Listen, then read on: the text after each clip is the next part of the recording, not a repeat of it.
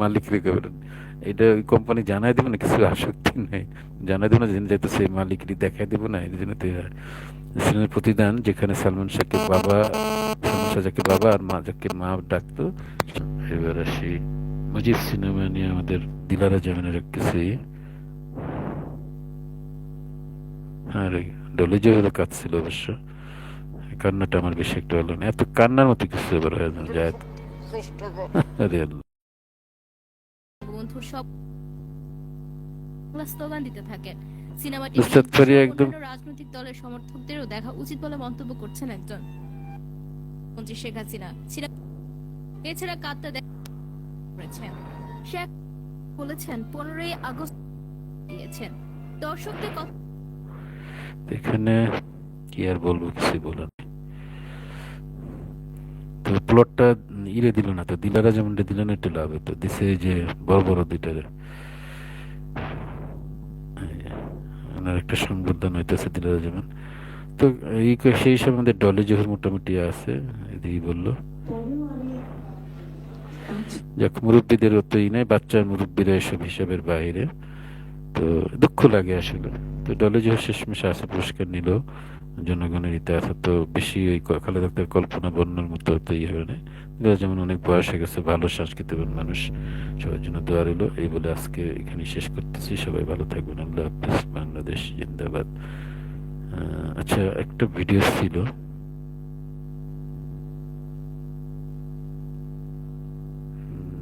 খেলাধুলা নিয়ে, কে যেন ডাউনলোডে তো ক্রিকেট খেলাতে যে তারেক জিয়া বা ওই যে গেছিল জানতাম না, একটু দেখে শেষ করি।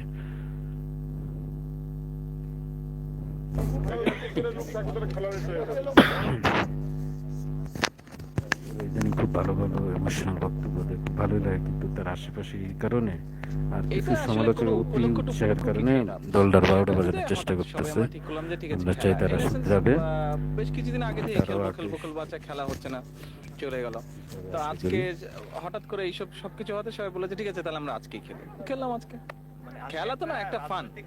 দুই দল ছিল, লাল এবং সবুজ। উনি নাই এই মানডে, লাল দল বড় এমন ভাই, টর্চার করে। আর সবুজ দল ছোট ভাই। না সবুজ রাজা। বড় ভাই, লাল ছোট। না, লাল বড় আচ্ছা। মাঝ। এবং রেজাল্ট লাল দল 7 উইকেটে জিতেছে। বড় ভাই দল। না না না না না রে, জিতে হারার কোনো বিষয় না, এটা এটা জিতে হারার কোনো ই বিষয় না, আছে খেলা। পজিটিভ মাইন্ডের দ্বারা ইয়ে ভাই। তো ধন্যবাদ, সবাই ভালো থাকবেন, যতটুকু পালন করলাম। সবশেষে বলি যে কার প্রতি ব্যক্তিগত ই নেই, গাজা শিশুদের জন্য দোয়া করুন। Today weekend, man of the weekend হলো Jamil Hossain, the obvious person. সবারই কম বেশি সমালোচনা, সেই হিসাবে উনি অনেক ভালো ভালো গল্প চয়ন করে এই করে। সিমসামের মধ্যে ভালোই লাগে, খুব হিরোয়েটিক না, আবার একটু ফেলে দেওয়ার মতো না। তো ওনাকে অনেকে ফলো করতে পারেন, এবং ওনার গুরু একজন আছে মানব সংকেত, ওনার ডায়ালগ বা ওনার ইতে বা কিছু টেকনিক খাটা, এটা বোঝা যায় ভালো ওনার। যদি আমি চাই মানব সংকেত আমাদের হয়েই থাকুক। এবার ওই যে বিতর্কের কারণে এক জায়গায় সমস্যা হয়েছে, যদি অন্যায় দিছে।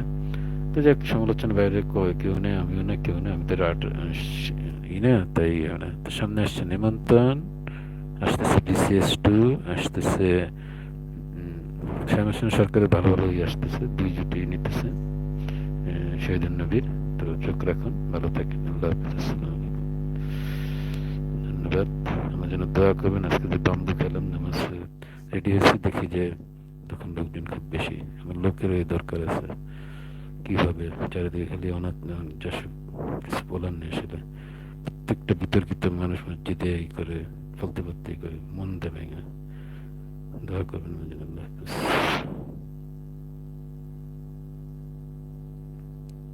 ওনার জন্য বিশেষ মাগফিরাত কামনা রেখে, এবং দিলারা জামান, ডলি জহু যারা আছেন বেঁচে, তাদের জন্য দীর্ঘ